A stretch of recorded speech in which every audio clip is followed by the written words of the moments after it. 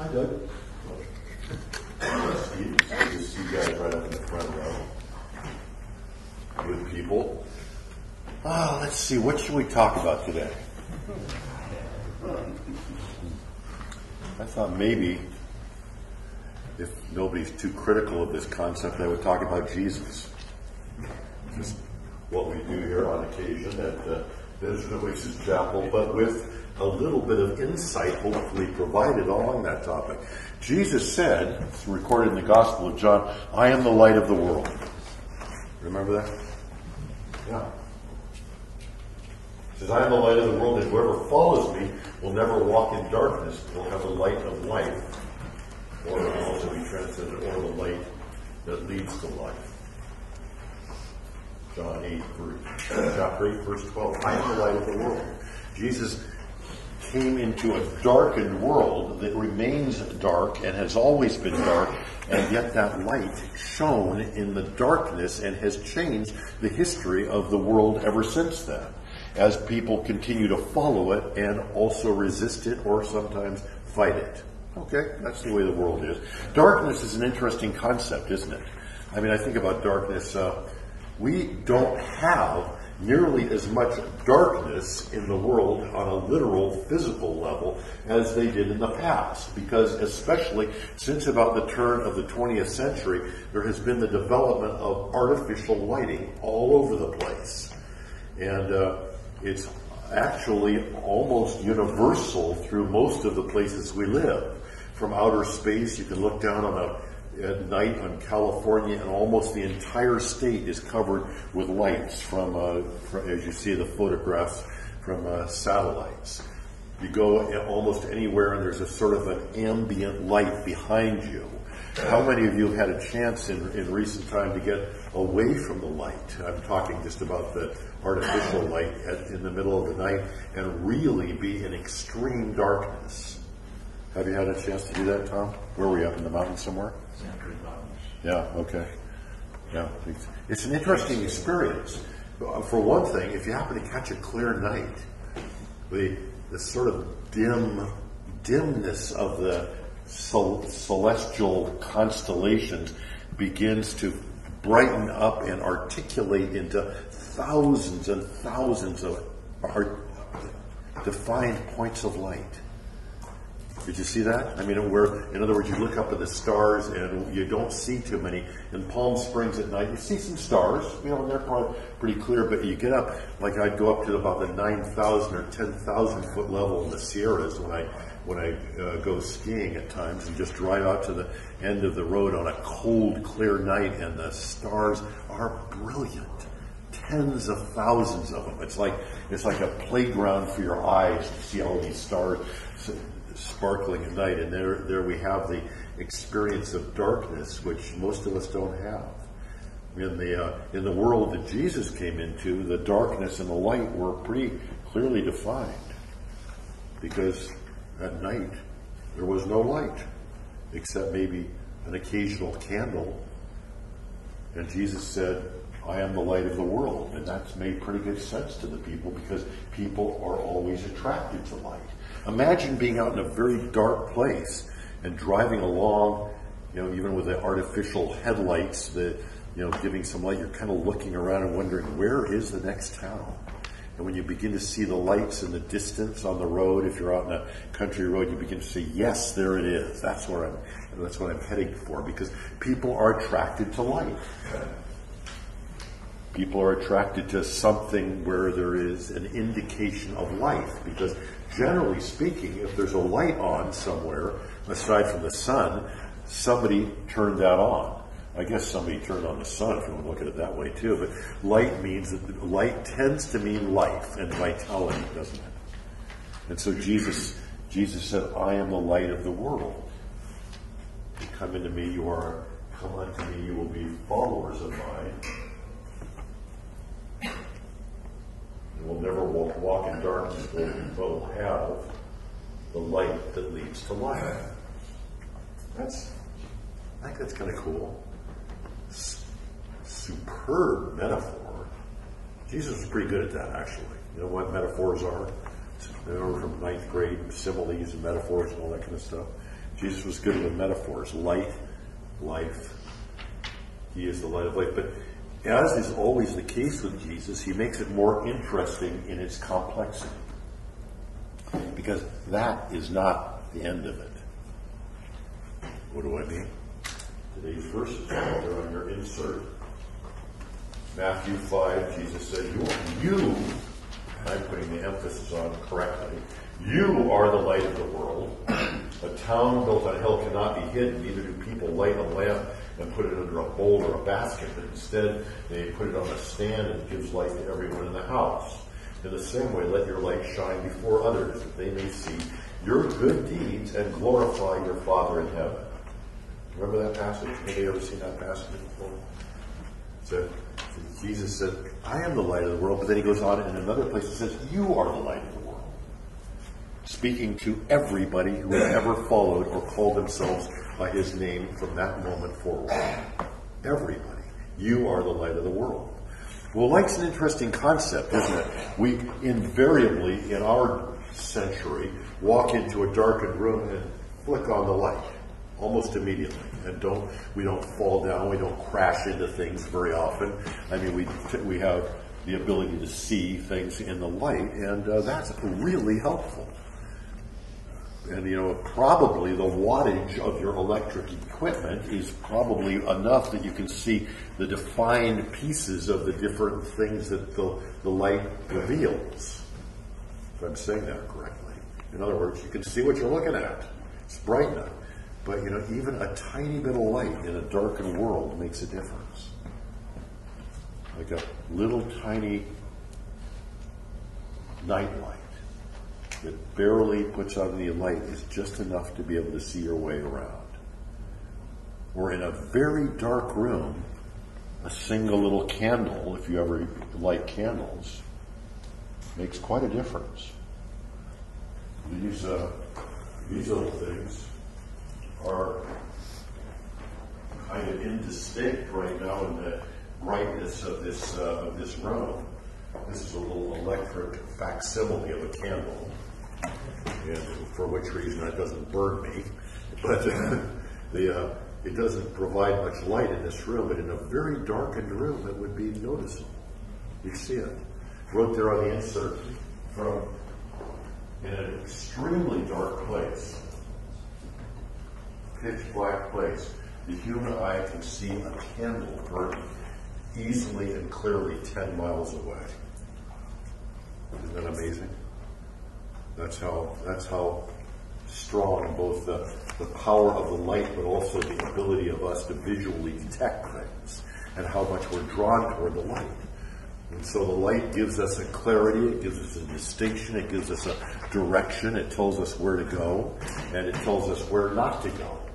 If we're carrying a flashlight out in the woods, we use it to say there's a log falling right ahead of me. This is probably not a good place to go. I'm going to crash.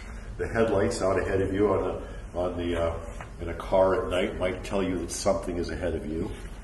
You put on the high beams and want to see what that is as clearly as possible. So the light tells us both where to go and clearly where not to go. Catch a little metaphor there? A little lesson for our lives. Sometimes the light of the world is the one that says to us, don't go there, or don't do that.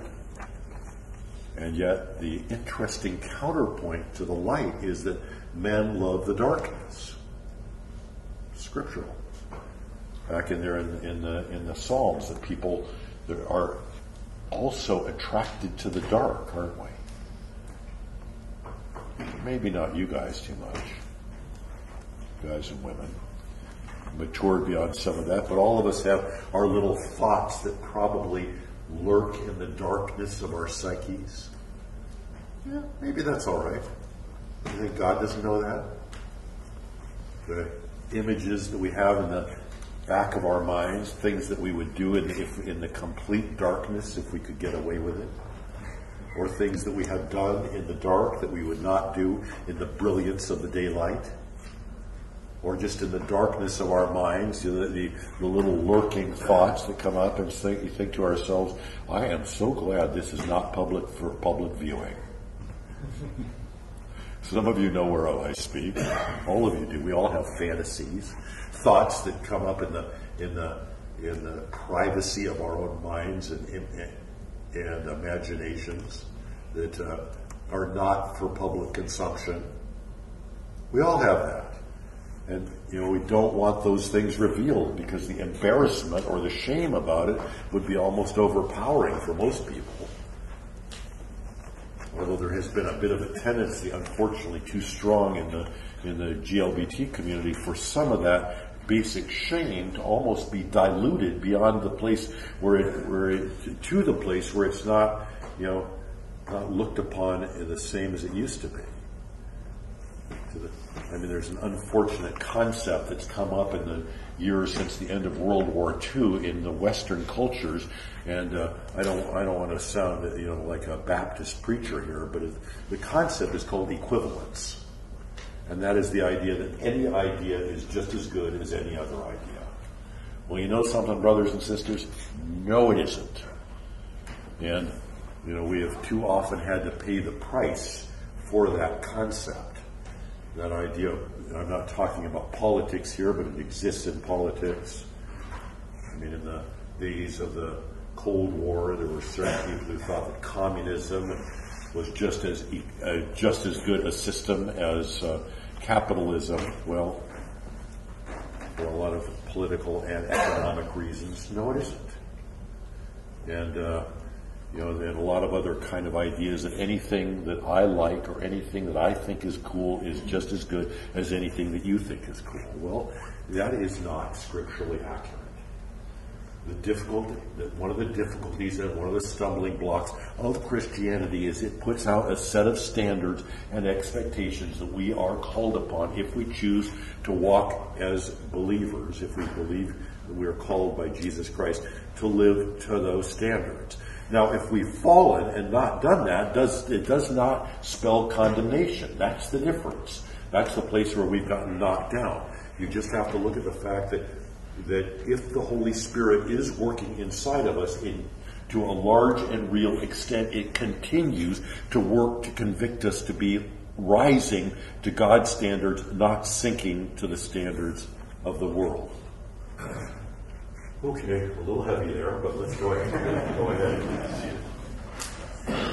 I say at times we don't dilute the gospel at Desert Oasis Chapel, and I'm sure that we've lost some people because of that. But again, let me just underscore on that point, it does not spell condemnation. If you've gone out and done something that you're not particularly happy that you did or look back upon with pretty negatively mixed feelings, all right, God is not holding that against you. God's asking you to hold that to a place of self-instruction. Jesus, in a kind of a parallel, in the commentaries, they don't know if this is an exact parallel to this passage in Luke, is an exact parallel to Matthew, or if it's a different time that Jesus preached. I would tend to tip toward the latter. He said at a different time, no one lights a lamp and hides it in a clay jar or puts it under a bed. Instead, they put it on a stand so that those who come in can see the light. For there is nothing hidden that will not be disclosed, and nothing concealed that will not be known or brought out in the open. Therefore, consider carefully how you listen. So, Jesus is saying, the stuff gets revealed. There are a few things in my life that I think, I hope, and I pray will not ever get revealed. Not because I truly believe as a Christian that my sins are forgiven by the blood of the Lamb. But every once in a while, stuff comes out in your life that you're not happy or proud about, and that hasn't happened to most of us. But boy, look at the list of politicians over the last couple of decades whose life events have become public fodder for the press and for the media, and just all this degradation and denigration of these people whose choices were basically pretty poor choices. If you get elected senator or president, it's kind of seems to me like a little bit of a calling card to lead an honorable life. Just a thought, just begin an outside possibility that everything is going to come out in the open. And that's not not a statement that puts people down, I hope, but just the reality. Look at it, it's happened. I mean, I could make a list, give me a little bit of time on the computer, and I could make a list of 10 or 15 of these guys who've done stuff. Is it all men? I don't know. I don't think women are free from some of the impulses that are there that we all have as people. It just seems like the men are a little more scurrilous, but maybe I'm wrong. Anyway, bear with me as we go forward this, because this is the idea that there's a dichotomy in human nature. Inside of each of us, there's a desire to do good, to honor God. Inside of all of us is the desire for self-gratification. I think God knows that. And a lot of the things that we do are ever so forgivable, especially if they haven't hurt anybody else. But if they have, then it's pretty important to take a good look at the concept of accountability and the idea I am going to make my life honorable. If I'm going to go out and profess to be a Christian, I'm going to be an honorable Christian. And that's exactly what Jesus says.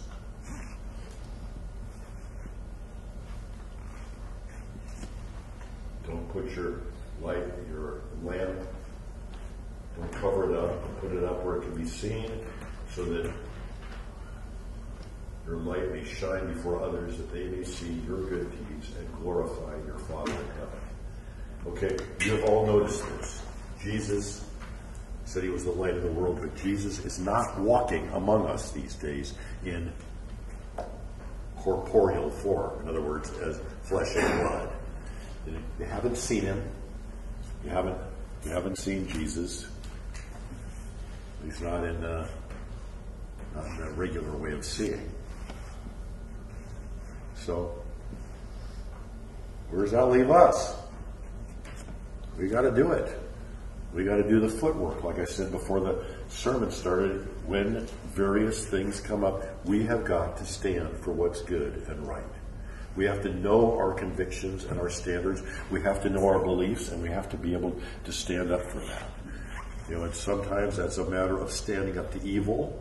Sometimes it's a matter of, I had somebody say to me a very vile racist comment last year at one point, and I just said to him, I despise what you stand for.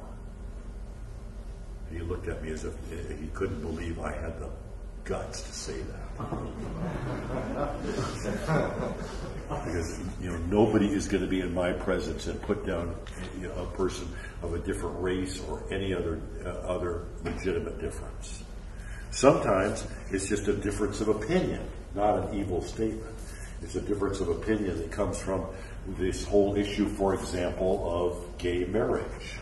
Okay, I do not think that the opponents of gay marriage are evil. I don't. I think for many of them it comes from a deep conviction that marriage is supposed to be between a man and a woman. I happen to firmly disagree with that conviction. I happen to firmly believe and will affirm the statement that God has allowed men and men to marry and women to marry just as directly as heterosexual marriages. And there's nothing in the Bible that contradicts me. People can extrapolate things from the Bible, but they can't do it legitimately because it's just not an arguable case biblically. Okay, so if that comes up, I'm going to still respect that person. I'm not going to call them evil or tell them they're stupid, but I'm going to articulate very clearly what my point of view is. And I'll stand on that without any kind of question. And so there are all kinds of things that come up, and we need to know where we stand, what we stand for, biblically, socially, in some cases politically, probably, and in a lot of other ways, socioeconomically. What do we stand for? Where do we, and we can't even, in a decent manner, disagree with each other on some things. Until it comes down to the things that are not arguable. There are all kinds of things that can be taken different ways, and that can be done by faithful, caring people. And there are things that cannot be accepted and allowed. At its best, across human history, for the last 2,000 years, the church has strongly stood for rights and for equality and for justice and for mercy and for the real intervention against wickedness and against, frankly, stupidity. At its worst, the church has pandered to the lowest impulses of people, or if maybe not the lowest, but just sort of the general impulses of people, and said, okay, well, we don't want to offend people. Sometimes it needs to be the role of the church. It needed to be the role of the church in 1862 in the southern states to stand up and say, I don't care what you say. I don't care if every one of you walk out of this place. We are against slavery. We are against the denigration of people to be owned by others. And there were those churches. You know what? Some of them got burned down. Well, if that's the price you have to pay when you're speaking truth, then that's the price you have to pay. But isn't it interesting that over time, so often, the decent prevails? What I came upon this article, speaking of gay marriage. This article, somebody had written an article in the Atlantic Monthly. It's an incredible magazine about gay marriage, and there was this long right-wing, super, fundamentalist Christian diatribe against gay marriage, and then the person counterpointed, paralleled some statements that were made around the time I just mentioned, the early 1860s, against the whole idea of emancipation of the slaves. And it was almost identical wording. Cracked me up. I thought to myself, did this guy use this text for this purpose? Of course they didn't. But the idea of exclusiveness, keeping people out, forcing, identifying the differences and making a big deal about that, standing against people's individual rights and liberties, seem to always employ some of the same verbiage.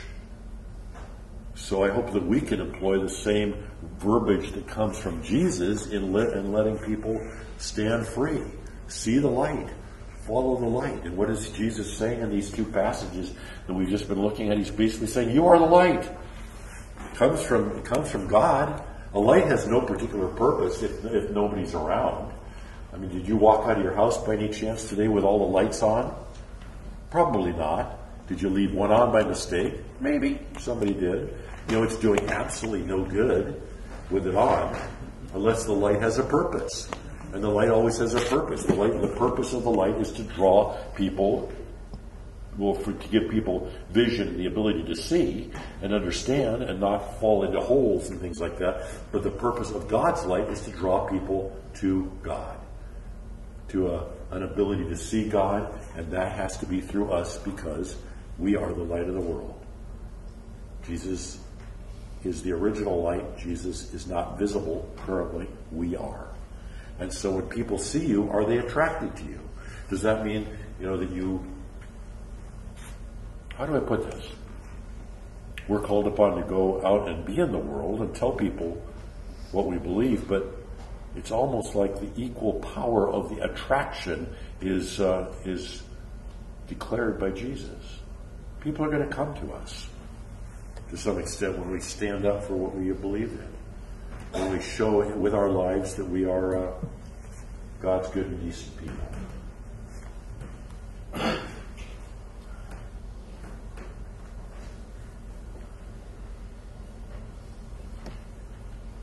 Is that light working yet?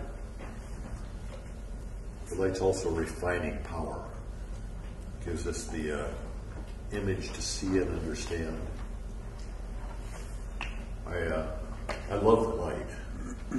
Sometimes I kind of like the darkness, but not for the evil side, just for the tranquil side. one of the things that I've experienced as I've gotten older is I need more light to read. When I was 15, I could all read in a super dim light. Now I have to have a big 150 watt bulb to be able to see. And maybe that's a kind of a good image that we are, as we grow older, graciously more and more dependent on the light. So Jesus basically said, let your light shine. Let your light shine. Okay, should we let our light shine? Can I put together that idea